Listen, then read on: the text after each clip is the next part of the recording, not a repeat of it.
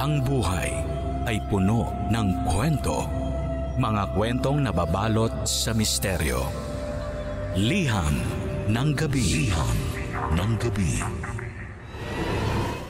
Habang tumatanda ang isang tao, maraming karanasan ang humuhubog sa atin. At depende sa kasalukuyan, minsan may mga bagay na nais natin balikan para baguhin.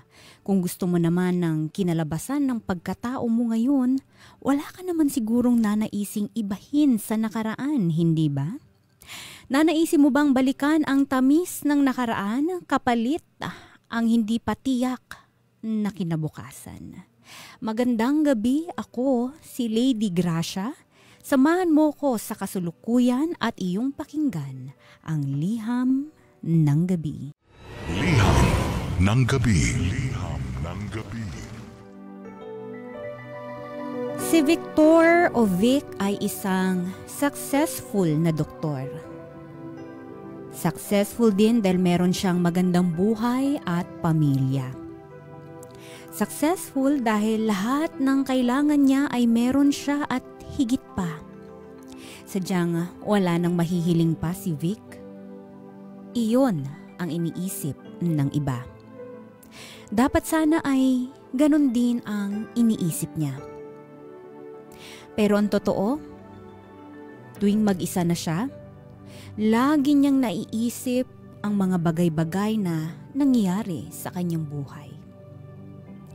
Maraming katanungan sa buhay ni Vic lalo tuwing mag-isa ito. Ano nga kaya sana ang buhay niya kung naging iba ang mga desisyon niya nung mas bata pa lamang siya? Hindi naman sa hindi kontento si Vic pero ayaw niya talagang maging isang doktor. Mas gusto niya sanang maging chef at kumuha ng culinary arts pero hindi ito pinayagan ng kanyang magulang dahil kailangan ay ituloy niya ang lahing doktor ng pamilya. Ganon din sa pag-ibig. Hindi pabor ang kanyang mga magulang sa dating kasintahan niya na si Myrna. Si Myrna din ang una niyang pag-ibig. Magkaiba sila ng estado sa buhay dahilan para ilihim nila ang kanilang relasyon. Si Vic ay anak mayaman at pinag-aral ng mga magulang niya sa isang magandang unibersidad. Si Myrna naman ay pinag-aral ang sarili sa parehong unibersidad sa pamamagitan ng pagiging working student at scholar. Sinikap talaga niya iyon para lang makasama si Vic. Isang araw ay magkasama ang dalawa sa kanilang tagpuan. Unang anibersaryo nila bilang magkasintahan. Myrna, may ibibigay ako sa'yo. Kwintas. Gintong kwintas. Masayang sabi ni Vic. Nawala ang ngiti sa labi ni Myrna. Hindi materialistic si Myrna at hanggat maaari, ayaw niyang inaabutan siya ng mararangyang regalo ni Vic dahil nahihiya ito. Diba sabi ko naman sa iyo, Vic, huwag mo kong bibigyan ng kahit na anong mamahaling regalo. Napag-usapan na natin to eh. Baka mamaya malaman pa ng mga magulang mo. Mas lalo lang nila akong aayawan yan. Tila nagtatampo at nag-aalangang sagot ni Myrna. Ngumiti pa rin si Vic kahit ganun na ang sinabi ng kanyang nobya. Myrna, hindi ko naman binili ang gintong kwintas na to. Mas lalong naguluhan si Myrna sa sinabi ng nobyo. Muling nagpaliwanag si Vic. Alam mo bang napaniginipan kita? Nakaupo raw tayo rito sa tagpuan natin. Pareho na raw tayong matanda at pinapanood na lang natin ang mga apo natin na naglalaro sa ating harapan. Tapos nagulat na lang ako na may gintong kwintas sa kamay ko. Natawa ako. Pinakita ko sa'yo. Natuwa ka. Isusuot ko na nga sana sa'yo yung kwintas pero biglang nagdilim yung paligid. Nawala ka sa paningin ko pati yung mga apo natin. Pero hawak ko pa rin sa kamay ko yung kwintas. Doon na ako nagising. Panaginip lang pala ang lahat. Para kasing totoo na. At pagbangon ko, nakita ko na lang sa kamay ko na hawak ko na yung kwintas na to. Hindi ko talaga maintindihan. Mahabang paliwanag ni Vic. Hindi na umiimik nun si Myrna. Kita pa rin sa mukha ng dalaga na hindi ito naniniwala sa sinasabi ni Vic. Pakiramdam ng dalaga ay gumagawa lang ng dahilan si Vic para lang tanggapin nito ang regalo niyang gintong kwintas. Sige na nga, isuot mo na sa akin ang kwintas.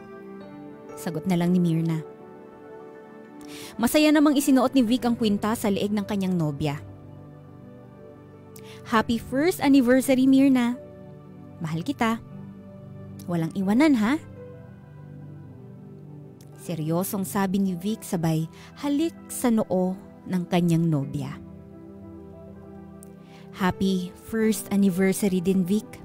Mahal kita. At oo, walang iwanan.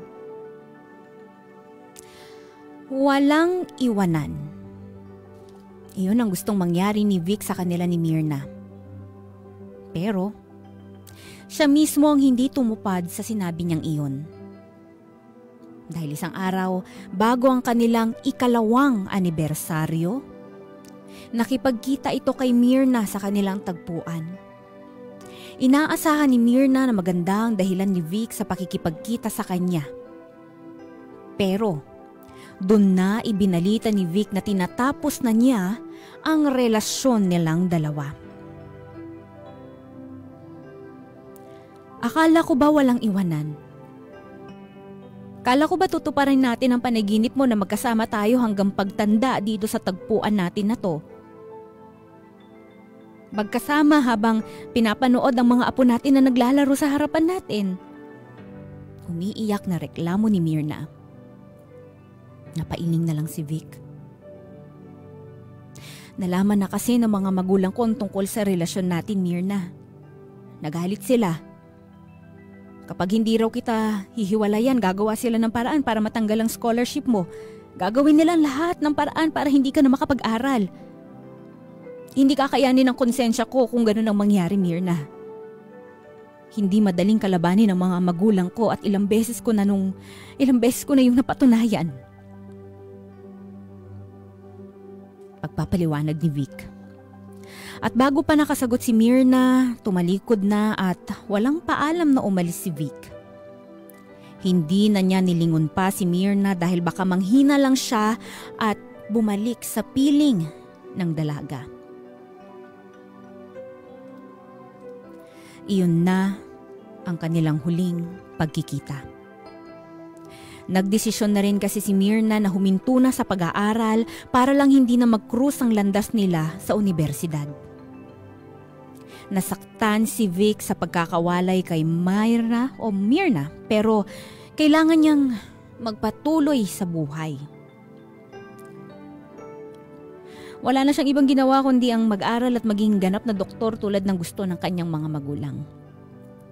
Iyon na lang ang kanyang ginawa. Wala nang iba. Isang gabi habang nagre-review si Vic para sa final exam nila, nakatulog siya sa kanyang mesa. Doon na siya dinala ng isang pamilyar na panaginip. Nasa dating tagpuan daw sila ni Myrna. Parehas na silang matanda. Nakaharap daw sila at pinagmamasdan ang mga apo nila sa kanilang harapan. Alam na alam ni Vic ang panaginip na iyon dahil napaniginipan na niya iyon nung unang anibersaryo nila ni Myrna. Myrna, naulit ang panaginip kong to. Hindi na makapagpigil si Vic at hinarap si Myrna na puro kulubot na ang mukha dahil sa katandaan. Ngumiti si Myrna. Alam ko, Vic. Alam ko. Gusto mo bang magkatotoo ang panaginip mong to? Kasama ako at ang mga apo natin? Tanong ni Myrna. Tumango si Vic At pagkatapos noon ay tinanggal ni Myrna ang gintong kwintas na nakasuot sa kanyang leeg. Natatandaan mo pa ba ang kwintas na ito? Ito ang regalo mo sa akin nung unang anibersaryo natin, sabi ni Myrna. Muling tumango si Vic. Oo, naaalala nga ni Vic ang gintong kwintas na iyon. Kinuha ni Myrna ang kamay ni Vic para isilid ang gintong kwintas. Pero bago mangyari yun ay biglang dumilim ang paligid. Nawala si Myrna. Nawala rin ang mga apo nila. Mag-isa na lang ni Vic. At doon na ito biglang nagising. Pagmulat ni Vic, tinignan agad niya ang kanyang kamay kung hawak ba niya ang gintong kwintas, pero laking dismaya niya nang makitang ballpen ang hawak niya. Tayo na sana siya para pumunta sa kanyang kama para mahiga na nang bigla siyang nakatanggap ng tawag mula sa kanyang kaklase. Vic, nabalitaan mo na ba? Patay na raw si Myrna. Nasagasaan siya kanina. Parang umikot ang paligid sa nabasa ni Vic. At nang mapatitig siya sa kalendaryo, doon niya napagtanto. Anibersaryo pala dapat ni Myrna ng araw na yon. Liham ng gabi. Liham ng gabi.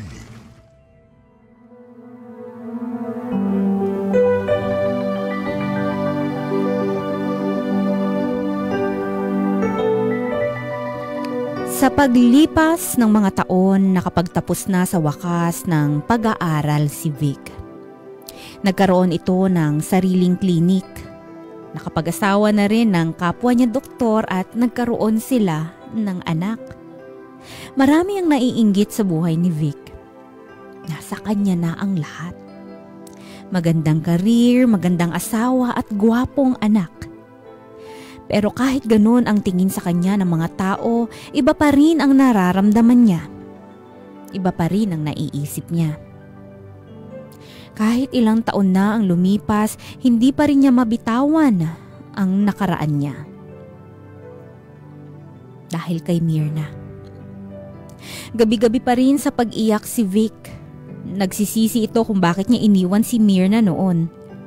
Bakit hindi niya ito ipinaglaban sa kanyang mga magulang? Kung sakali ba na hindi niya tinalikuran si Myrna noon, buhay pa rin kaya ito ngayon? Kahit nga ang pagkamatay ni Myrna ay isinisisi ni Vic sa kanyang sarili.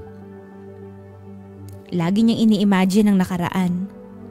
Binabago niya sa kanyang isipan ang nangyari sa nakaraan.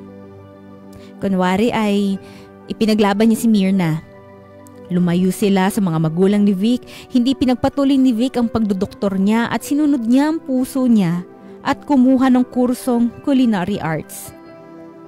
Naging sikat na chef si Vic at nagpakasal na sila ni Myrna. Nagkaroon ng mga anak, tumanda silang magkasama habang nagbabantay ng mga masisiglang apo nila. Sa ganitong paraan niya inaayos ang kanyang nakaraan. Sa pamamagitan ng imahinasyon. Iyon nga lang, hanggang dun lang yun. Hanggang imahinasyon lamang ang lahat. Alam niyang hindi na mababago pa ang nakaraan. At dahil doon, muli na naman siya makakaramdam ng lungkot. Kaya naman, naisip niyang itigil na ang pagbabalik sa kanyang nakaraan. Nag-focus na lang ito sa kasalukuyan. Binugbog niya ang sarili sa pagtatrabaho sa klinik. Halos hindi na nga siya umuwi ng kanilang bahay dahil sa kakatrabaho. Gusto lang talaga niyang mawala sa kanyang isipan si Myrna. Isang tanghali, dala ng pagod, mabilis itong nakatulog sa kanyang mesa sa klinik. At doon ay muli niyang napanaginipan si Myrna. Tulad ng dati, sa tagpuan nila ulit. Katulad pa rin ng mga nauna niyang panaginip. Kapwa na sila matanda ni Myrna. Pinagmamasdan ang mga apo nilang naglalaro sa kanilang harapan. Hindi maintindihan ni Vic kung bakit laging nauulit ang panaginip na iyon. At sa kanyang panaginip, humarap si Myrna sa kanya. Tila nabasa ang laman ng isipan niya. Nagtataka ka ba kung bakit nauulit ang panaginip mo tong Vic? Tumango si Vic. Muling nagsalita si Myrna. Hindi naman na kailangang maulit ang panaginip na ito kasi pwede na nating gawing totoo ang lahat. Hindi na lang sa panaginip tayo magkakasama. Palagi na. Hanggang matapos ang ating pagtanda. Tinanggal ni Myrna ang suot na gintong kwintas sa kanyang leeg. Isinilid niya iyon sa kamay ni Vic. Sa susunod na pagkikita natin, magkakasama na talaga tayo. Wala nang iwanan. Tulad ng pangako natin noon. Pagkatapos noon ay humalik si Myrna sa pisngi ni Vic at saka bumulong. Basta pumayag ka lang.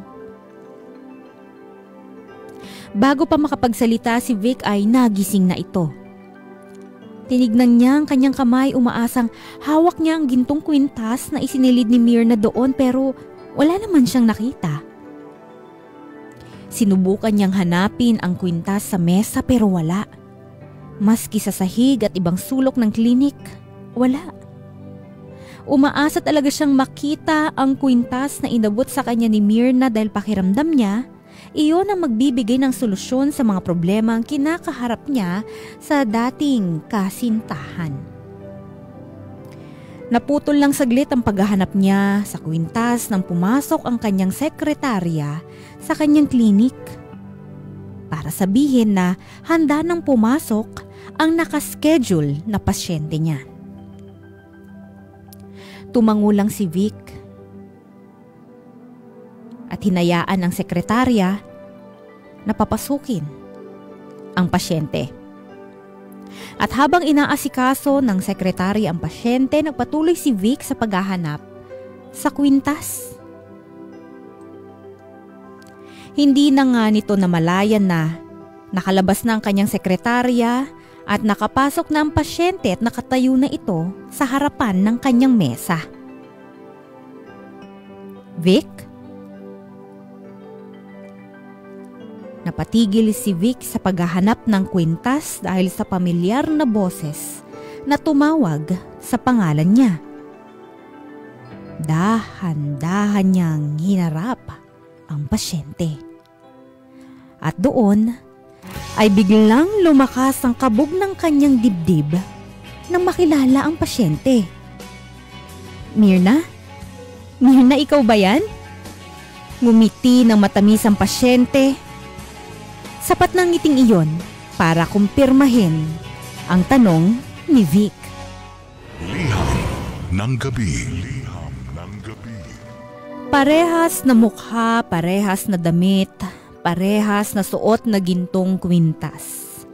Iyon ang itsura ni Myrna nung humarap kay Vic. Nagtataka si Vic kung paano iyon nangyari. Di ba't matagal nang patay si Myrna?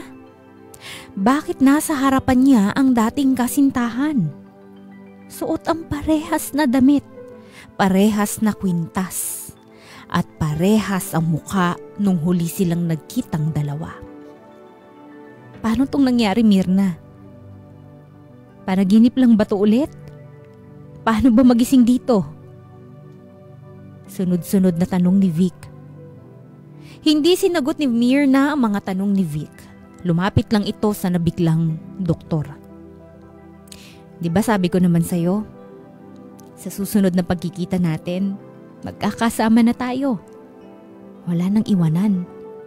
Tutuparin na natin ang ating pangako.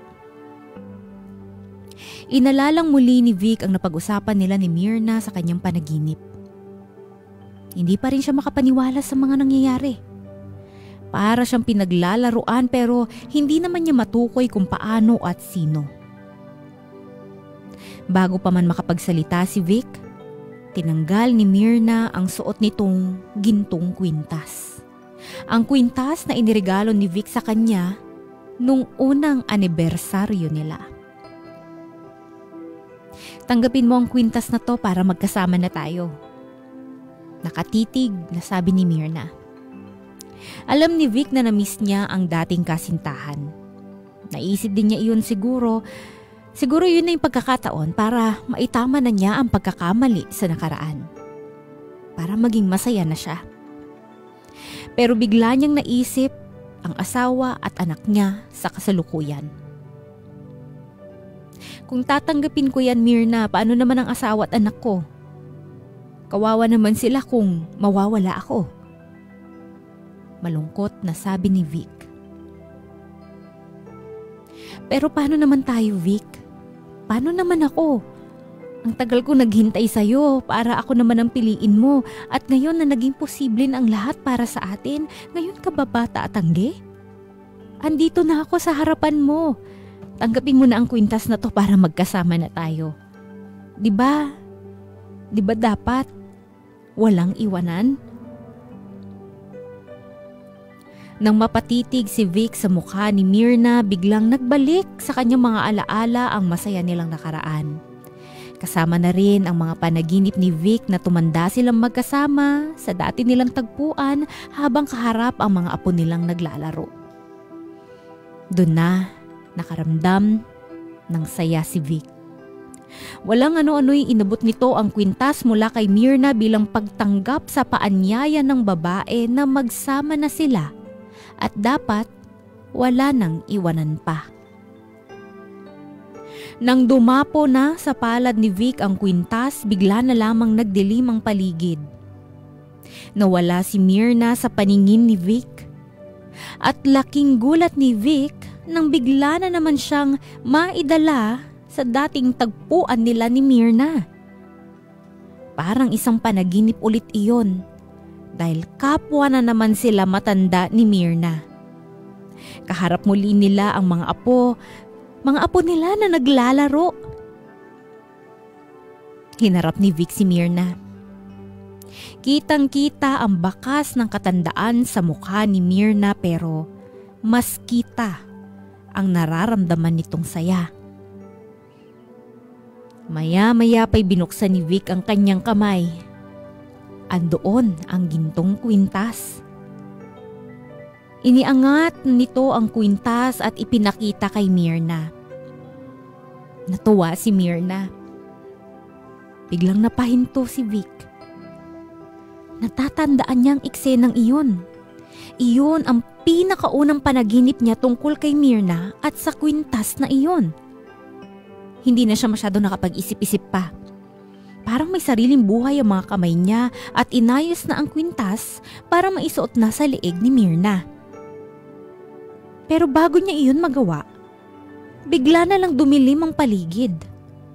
Nawala si Myrna at ang kanilang mga apo. At doon na nagising si Vic.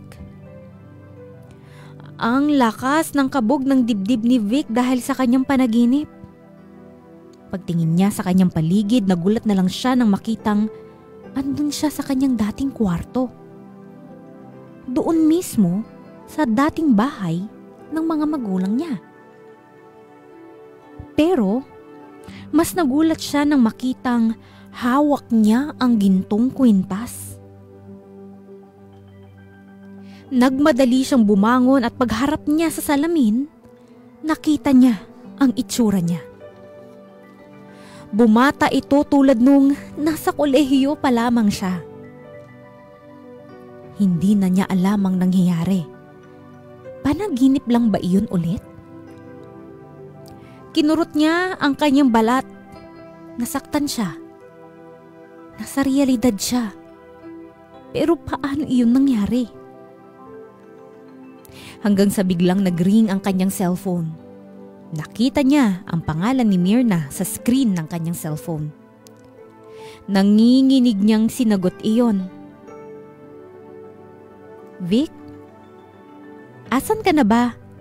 Andito na ako sa tagpuan natin.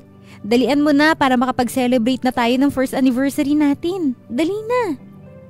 Rinig niya ang saya sa boses ni Myrna. Hindi nakasagot si Vic. Kaya nag-alala si Myrna. Vic, andyan ka pa ba? Doon pa lang nakabawi si Vic sa mga nangyayari. Myrna, may ibibigay ako sa'yo.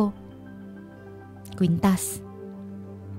Gwintong kwintas. Sabi ni Vic.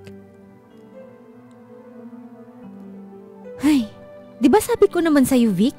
Huwag mo kong bibigyan ng kahit na anong mamahaling regalo. Napag-usapan na natin to eh. Baka mamaya malaman pa ng mga magulang mo. Mas lalo lang nila akong aayawan yan. Nagtatampo at nag-aalalang sabi ni Myrna. Napatigil si Vic. Narinig niya ang linyang iyon ni Myrna noon. Ganon na ganon. Parang naulit lang talaga ang lahat. Kaya naman, inulit din niya ang kanyang mga linya. Alam mo bang napaniginipan kita? Nakaupo raw tayo sa tagpuan natin. Pareho na raw tayong matanda at pinapanood na lang natin ang mga apo natin na naglalaro sa ating harapan. Tapos nagulat na lang ako na may gintong kwintas na sa kamay ko. Natuwa ako. Pinakita ko sa'yo, natuwa ka. Isusuot ko na nga sana sa'yo yung kwintas pero biglang nagdilim ang paligid. Nawala ka sa paningin ko pati yung mga apo natin. Pero hawak ko pa rin sa aking kamay ang kwintas. Doon na ako nagising. Panaginip lang pala ang lahat. Para kasing totoo na. At pagbangon ko, nakita ko na lang sa kamay ko na hawak ko na ang kwintas. Mahabang paliwanag ni Vic. Matagal bago nakasagot si Myrna. Halatang ayaw maniwala. O sige na nga, dalian mo na lang na pumunta rito para may isuot mo na sa akin yung kwintas na yan. Ngumiti si Vic sa sinabi ni Myrna. Happy first anniversary, Myrna. Mahal kita. Walang iwanan ha. Kahit kailan, hindi na kita iiwan. Pagtatapos ni Vic sa usapan nila at saka nagmadali na itong mag-ayos para mapuntahan ang kanyang kasintahan sa kanilang tagpuan. Liham ng gabi.